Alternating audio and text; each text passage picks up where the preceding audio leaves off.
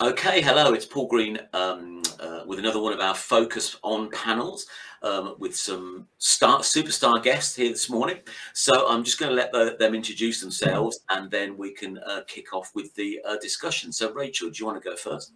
Yeah, so I'm Rachel Collar, House of HR consultancy based in Toaster, Northamptonshire. Excellent. And Chris? I'm Chris from DataSense. I'm the technical officer here at DataSense. We are a data protection company. And last but not least, Mark? Yeah, Mark Exley, Gravitas HR Solutions. We provide services to the local SME population, specialising in employee engagement, reward management, and contentious work. Excellent. So the idea of these sessions is just to look at a topic, open it up to the floor for open discussion, and just see where we go from there. If you're live, if you're listening to this live, then you can put questions in the comments wherever you might be listening to this, and we'll try and respond to that. And if you're listening to the replay, likewise, you can put questions in the comments and we can pick up on that later.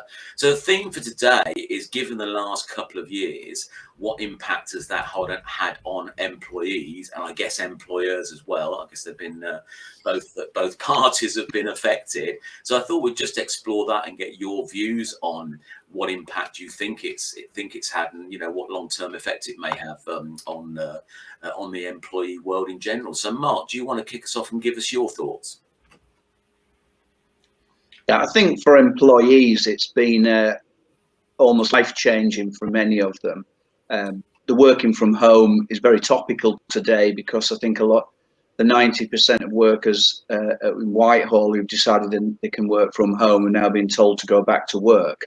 I think it's interesting that it doesn't always work out well, but it's given people much more flexibility. So the upshot is that everyone will be working from home, but flexibility has been brought onto the agenda by this, and people are being allowed more often to choose to work from home at least a part of the week.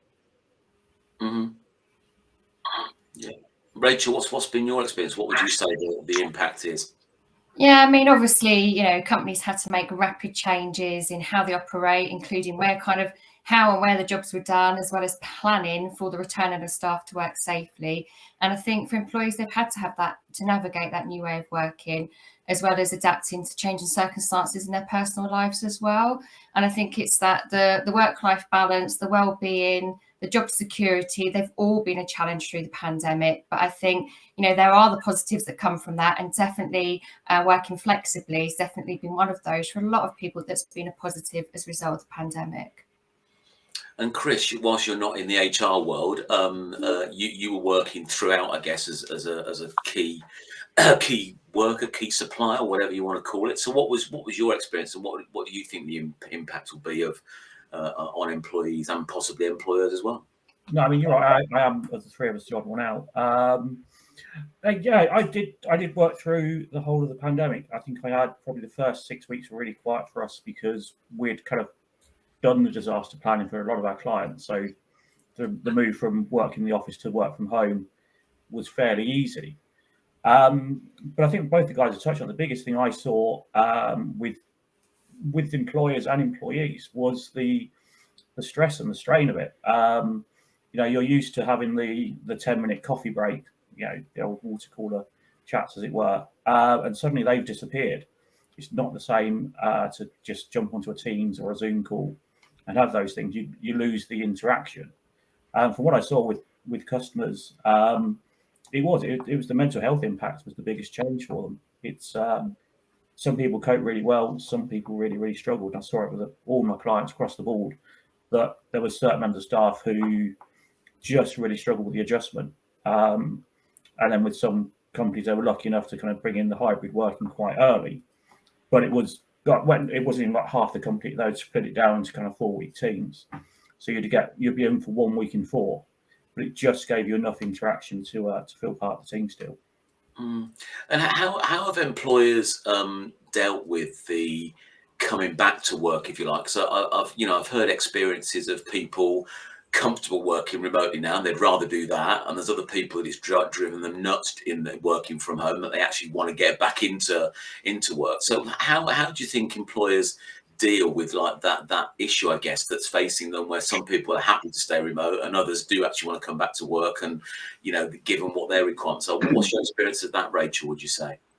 Yeah, I mean, for me, it's been about communication throughout. And I think, that you can't underestimate that communicating and consulting with employees about what that change will look like, what the return to work will look like, whether that's going to be, permanent basis coming back 5 days a week, whether there will be an approach to hybrid. But I think what we've got to remember is there's actually been people where working from home has not been ideal. It's been, they've kind of, particularly kind of the younger generation might be in the spare room, younger siblings running around while doing homeschooling, and got their laptop perched on the end of the bed. So it's not worked for everybody. And I think, as Chris touches upon, it's been that missing the water cooler moments for a lot of people that I've spoken to throughout, and certainly experienced myself. But I think in the main, I've seen a lot of people, happy to have a kind of a hybrid approach to that working. But I think certainly it's making sure you communicate throughout, whether that's a contractual change, a policy change, liaising with employee representatives or trade unions,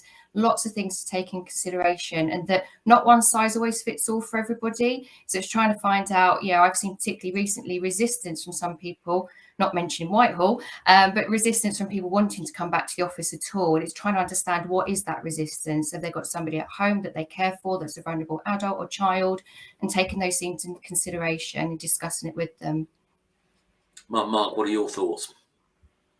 Well, I've always considered there are three main factors that people go to work for. First one is to earn a living.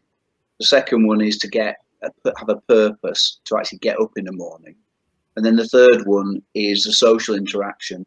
And I think, as Rachel mentioned, people's mental health has been impacted by working from home. There are people who are just very lonely working from home. They want that interaction. And there's a difference between a telephone call or a Zoom call and actually having a face-to-face contact. So it is horses for courses. Some people want to come back. Some people never want it to not be there. And some people have got used to it. But everybody's motivation is different. So some people are motivated by the fact that they can do what they want during the day if they're at home. And other people are motivated by the fact that they can get on and work hard when they're at home. They log on, they do the work, and then they log off again, and they find themselves more productive. So it's such a minefield of variety when it comes to the outputs of this. That's what makes it difficult. But there is unfortunately, the media doesn't help by almost making people feel that it's their entitlement to work from home, which it isn't. It needs to be a collaborative approach, and we need to try and fit everybody's needs into this. But that's not an easy task. Mm. So how do employers deal with that then, if they've got situations whereby their staff are happy to come back into work, but there are some that just want to stay remotely? What does an employer do? Matt, that's to you, Mark. That's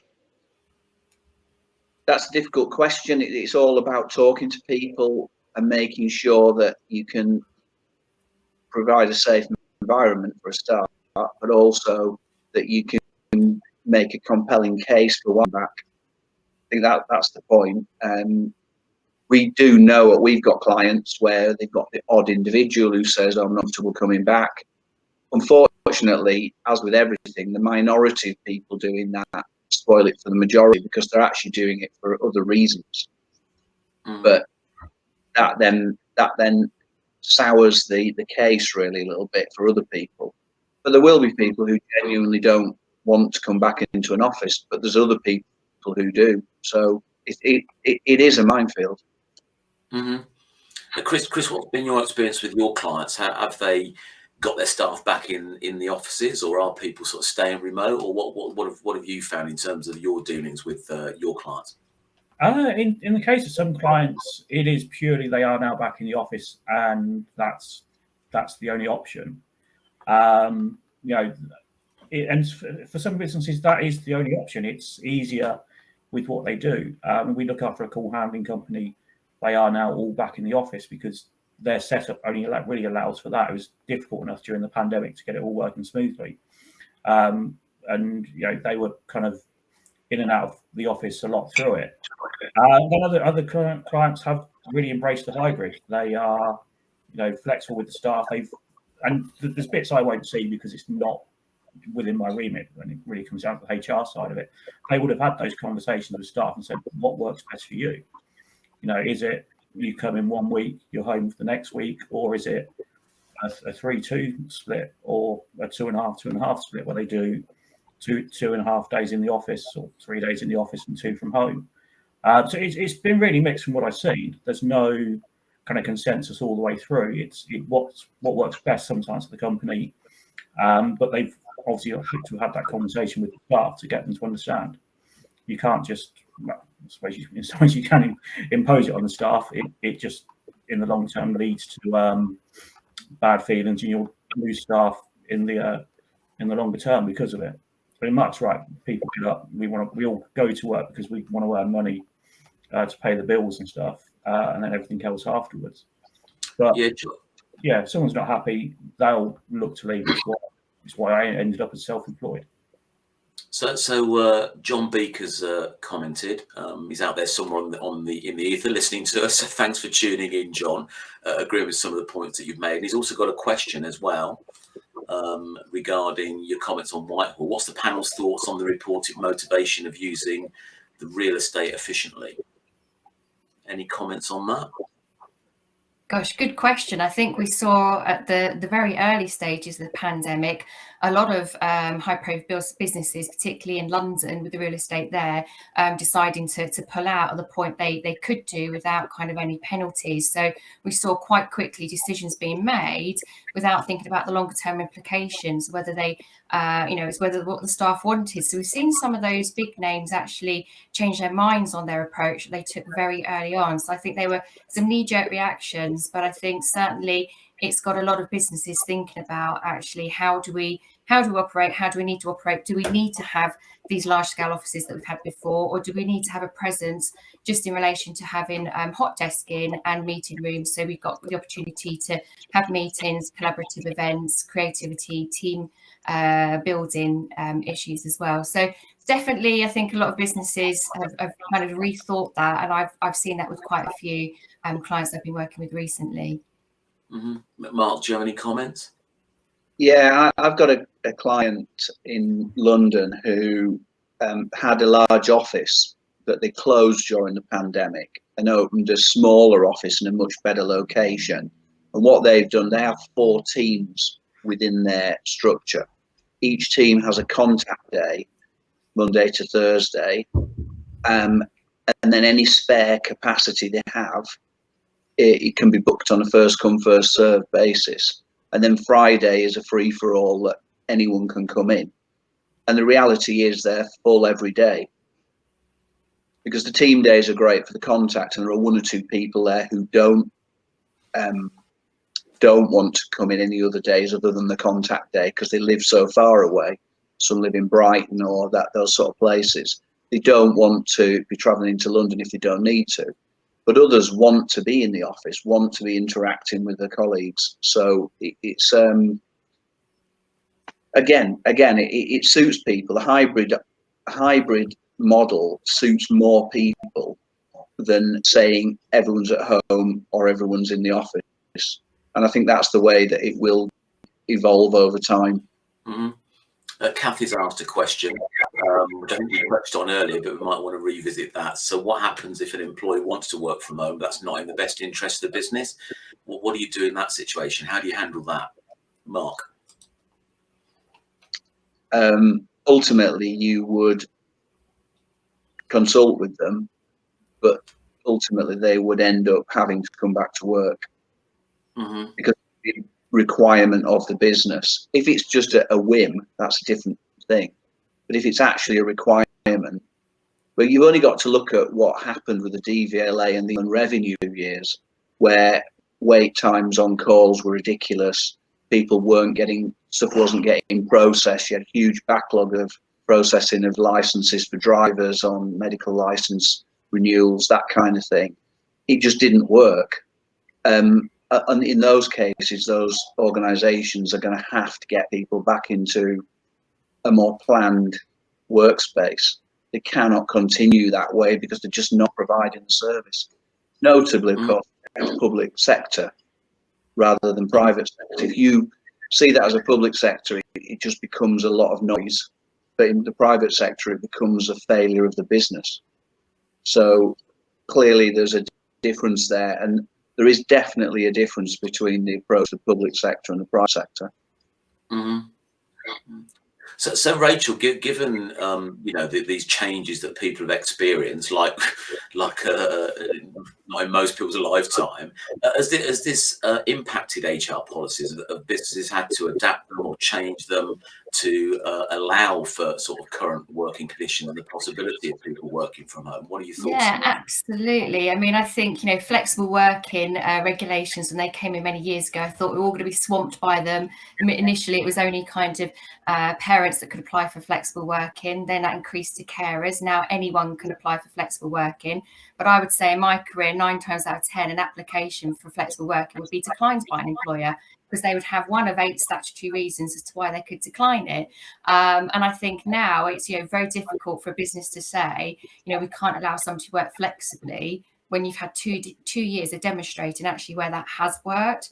And I think for me, very early on in the pandemic, I think a lot of the leadership teams I worked with were scared about this productivity, jumping off the cliff edge, that, their staff weren't going to be doing the work, they were going to be logging off early, enjoying the sunshine. But if anything, my experience was actually saw productivity increasing, because I think people were having to justify that I am working from home, I am working, I am delivering that output, and also trying to change the mindset of businesses from to be successful in your role, do you work, Monday to Friday, 9 to 5, or actually need to work flexibly. And I think that was definitely around when people had to have looking after children and homeschooling, was about actually what hours could work best around them and the business, and how could we all kind of work through it in the best way possible. I know there's a lot of roles that necessarily couldn't work that way, but it was definitely employers thinking a little bit, not so what the textbook says and what the rule book says, but actually how do we work things through as the best as we can. We all haven't got the book that says how we should do this and how we should do it right, but actually just be compassionate, have that human element feeling to actually, if I was in that situation, what would I do? How would I cope? What do I need to do for my employees to support them through this unprecedented experience everybody was going through? And I think it's the first time in my career where I worked with a lot of teams globally that we had one common issue, and it was how we manage all of these HR issues and procedures through the pandemic. Usually in each country had different things and challenges going on, but the big thing I saw probably about maybe February, March last year was candidates applying for roles, asking, the first question they would ask was not about your benefits, the salary, that's all good stuff, but the first thing they would say is, do you offer hybrid working? And increasingly I'm seeing where there are companies offering the roles, if there is one there, they're equally matched, salary, benefits, all of that stuff. If the one is hybrid versus the one that isn't, I would say 90% of the time the candidate's going to go for the role that's offering hybrid opportunity. Again, I worked in an environment where we had people working throughout the pandemic when I was still in the corporate world, frontline key workers. And it was also that challenge of keeping them motivated and working throughout, knowing they sort of thought their colleagues were sunning themselves at home on the laptop in the garden. So all those challenges you have in those environments where not everybody had the opportunity to work from home as well. And then kind of that disparity between those kind of two groups of employees was seen. And Jackie's asked a question in the chat. She's tuning in the background. Is there a training need for managers in managing a remote team? Because I guess it's a different dynamic, isn't it? Mark's at Sydney Archer. Yes. Rachel, have you got anything? I'll come back to Mark in a minute. Rachel, have you got any thoughts on that and what you're seeing? Absolutely. I think for me, in terms of sort of leadership capability, I think the shift came to that focus on making a positive difference to people's lives by demonstrating that awareness, vulnerability and empathy. So I saw a lot more about kind of that empathetic leadership that was going on and being bandied around and still is at the moment. But definitely I think about the communication, how you communicate with those team members, when you're doing that individually, when you're bringing them together as a group, how often you communicate. Some managers will over communicate and often rely quite heavily on email. And I think we all know the dangers of putting things in writing to teams and team members as well. So trying to, if you're having that hybrid working, is how you replicate what you had in the office in the remote world and what works and doesn't work for everybody, and how best to do it. And I think, like Mark gave the example of the company in London that have those contact days when people are in the office. And I think a manager's going to have to kind of not micromanage. And I think I saw a lot of that very early doors in the pandemic. And I think that's definitely a shift about letting some stuff go, and actually really making sure they are on top of their game when it comes to communicating. Mark, anything to expand on that? Yeah. Without being too controversial, that there is a lack of managerial skills within a lot of managers. And I think this is another dynamic that's been added to that. You know, quite often people end up as the managers. They've been there the longest, or they've got the most experience, or whatever. They don't necessarily get trained, and there's always room for people to be trained to manage. And I think in particular, this is another dynamic. I mean, clearly we're talking here about office-based people. You know, the vast number of people in the workplace are not based in an office, they're not working on a computer, they're doing other things. So there's a lot of pure basic management skills face to face that are still really relevant. But for those people where they have had a large team in an office environment and suddenly they're remote, I think there is a definite need to take a different approach and certainly be available. There's one thing being available when you're sitting in a corner of an office. Another thing altogether when you're actually working remotely. But one of the issues I have seen, I've seen clients who took individuals on during the pandemic, and they'd never actually met them. So everything was virtual. And then when they actually started to interact, there was behaviour like, instead of in a team meeting, everyone interacting, certain individuals would keep their camera off, which it makes it even worse, really, to engage with.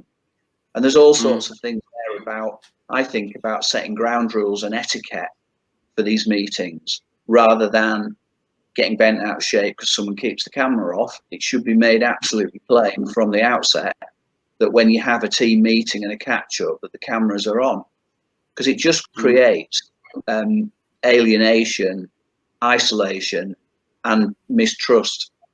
And it's those kind of things. I think, like anything else that we do, I'm sure Rachel would agree with this, that we're setting processes to enable all this stuff to run smoothly. That's what we do.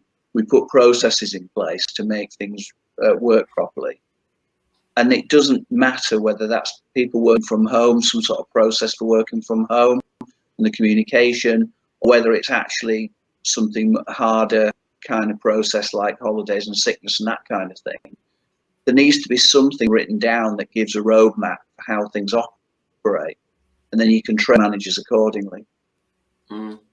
Makes sense. So Chris, you've been very quiet and patient. So I thought I'd change topics slightly and sort of bring you in. And we touched on it earlier, you know, the impact on people's mental health in terms of their experience over the last couple of years. What have you seen from either your client base or people that you know? What impact do you think the situation has had on people's mental health? It's a difficult one because it really comes down to the person. And I've got a friend, she works for a company on name anonymous, but they're a large building merchant in Northamptonshire. And I know she struggled working from home. And they used to have an office down on Brack Mills. They were due to move out to the new office that was going to be built. Now that whole plan has been scrapped.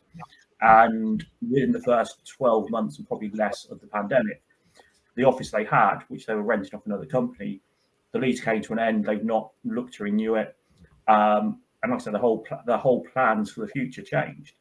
And she struggled with that. And as I said earlier, meeting on Teams or Zoom or where we restream now, it's not. You don't get the same engagement. I mean, if we look back to, I don't know if Rachel or Mark know, but myself, Paul, Kevin Robson, and a bunch of others, we meet on a Friday night on Zoom. Have done since literally the first Friday of the first week of the pandemic. And that was our coping mechanism. We probably found out who was an alcoholic, who enjoys oversharing too much. And yes, hands up to me, probably both of those at some point. I know that first Friday I'd down a quarter of a bottle of whiskey because it was just one of those weeks. And that's how we've coped. My friends found other ways of coping, and other people have found their way. There's no easy answer to that question. What's right for me is probably different for yourself, for Mark, and for Rachel.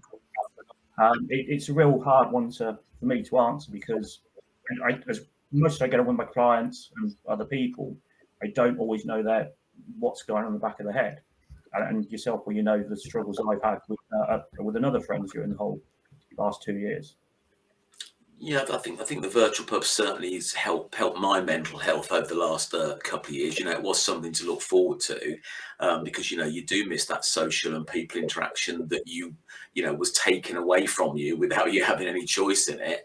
And it was useful for me, particularly as in that time, there was a couple of deaths in the family, so it really needed to have people around, and not being able to physically be with friends, to have that one night a week where we would talk a lot of rubbish on the whole, but it was that solace, really. So Rachel, do you think that employers are equipped or able enough to deal with sort of mental health issues that they might face with their employees? God, $1 million question. I think there's some that are very good and supportive of that out there and do good practice, and there's others that kind of burying their head in the sand hoping it will go away. But I think we all know that the pandemic had a profound effect, I think, on everyone's mental health, because we all have it, whether it's good or bad, indifferent, but definitely saw an increase of workplace burnout that I saw over kind of those 2 years. And I think, I think the stats out there show that about nearly 60% of people reported that their mental health worsened, particularly during the lockdown periods as well, when there's a lot more kind of the isolation challenges for people. But I think certainly from an employer's perspective, it's having the right mechanisms and referral places in support. So it's not about you as the manager or business owner being the counsellor, but it's having mechanisms there that you can refer people to support and point them in the right direction. And it for me is about having the resources there to signpost people to, but also not, having that environment where someone feels they actually can approach somebody. That doesn't necessarily have to be their manager. It could be a colleague. It could be a manager in a different department.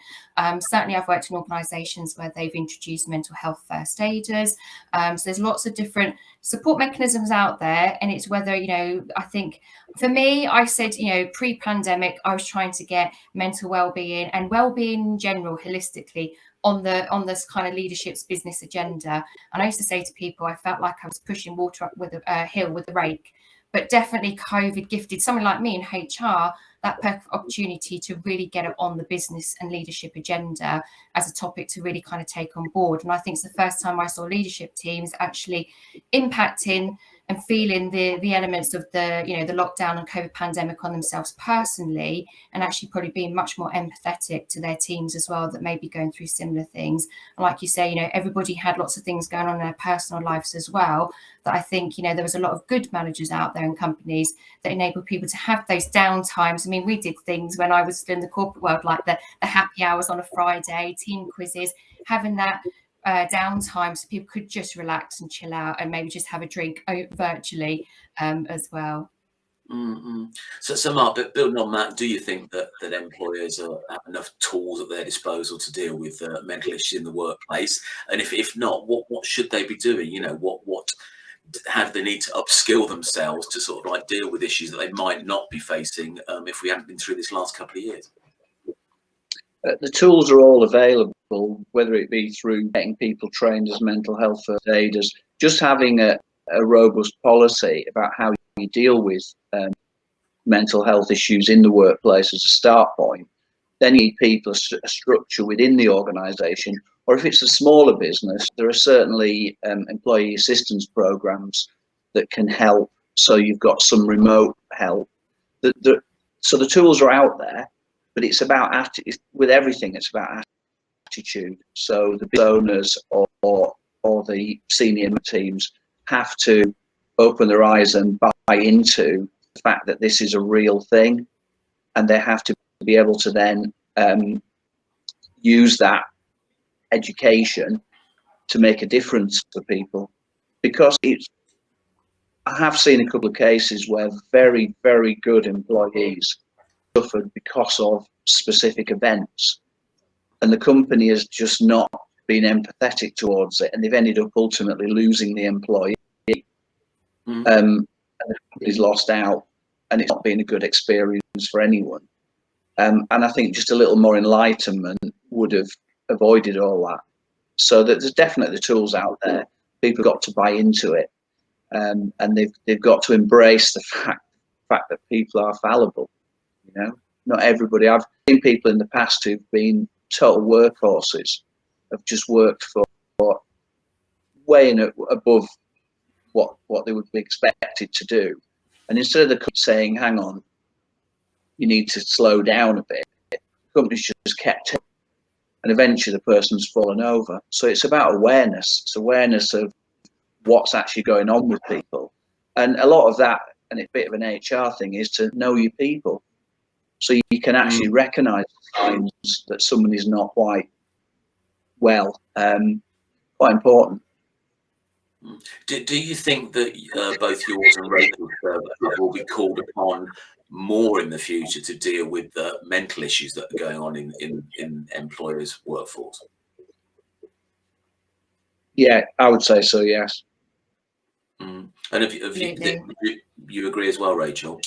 Yeah, absolutely. And I think it's just, for me, it's a good thing that it's out there, the discussions are happening, but it's making sure that we've got things in place and point people in the right direction where they can get the support that is available out there. And often, you know, people do kind of go to their GP, have long waiting lists to be referred for ongoing support. And often a lot of companies do have access to employee assistance programs, which can give people much quicker access to some resources as well. But definitely, you know, it's challenging time ahead, and I think, you know, even more so as we continue in the hybrid world, it will still continue to be an uphill struggle for a lot of people, I think.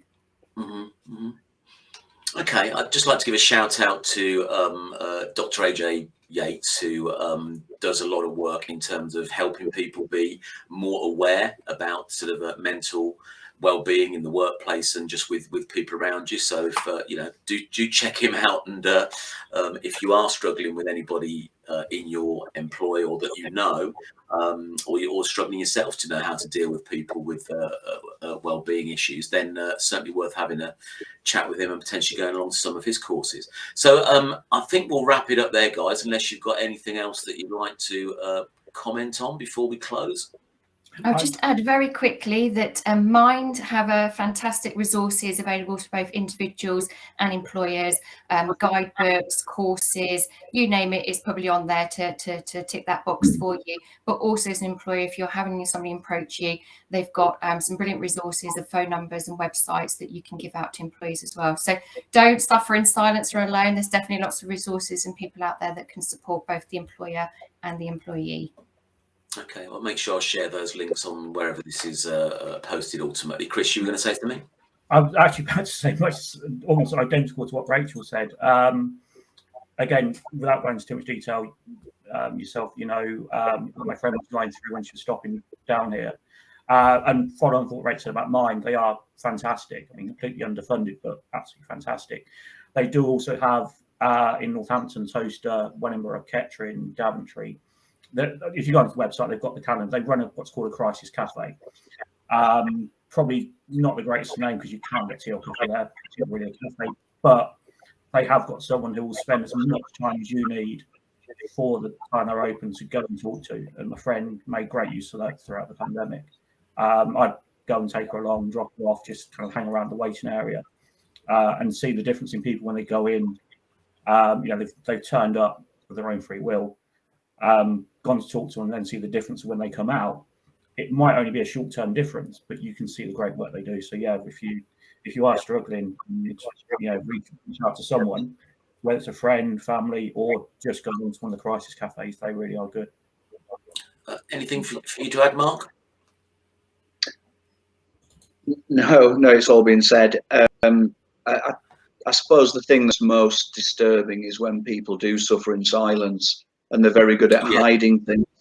And that is the reason why everyone should be aware of what's around them and what's happening with people. I've certainly been a bit shocked recently over a couple of people who've disclosed that how bad they felt for probably a year. And honestly, it was virtually impossible to tell. So just asking a question like, how are you, to a colleague could be the difference between rescuing them effectively or disaster. I think we probably need to be more empathetic, looking after each other, and then we'd all be in a better place. Yeah, you stole my phrase. I was going to use suffer in silence as well. But yeah, just a shout out to the Samaritans, really. Some of you will know a guy called Stephen Church. He volunteers for the Samaritans. And, you know, that's a great resource as well. If you don't suffer in silence, if there's nowhere else for you to go, or you feel you can't speak to your family or friends, then, you know, just make an anonymous call into those guys to get some support. So thank you for your time today, guys. We run these regularly on a Tuesday at 11 a.m.